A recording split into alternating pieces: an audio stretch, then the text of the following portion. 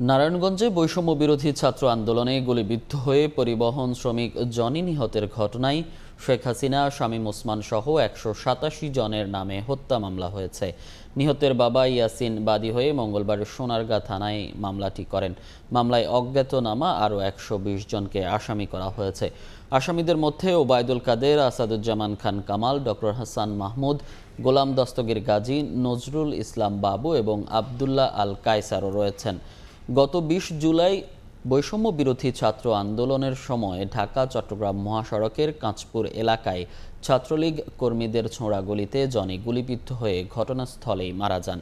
এ নিয়ে শেখ হাসিনা ও শামীম ওসমান সহ আওয়ামী লীগের কেন্দ্রীয় নেতাদের বিরুদ্ধে নারায়ণগঞ্জে ৩টি হত্যা মামলা দায়ের করা হলো।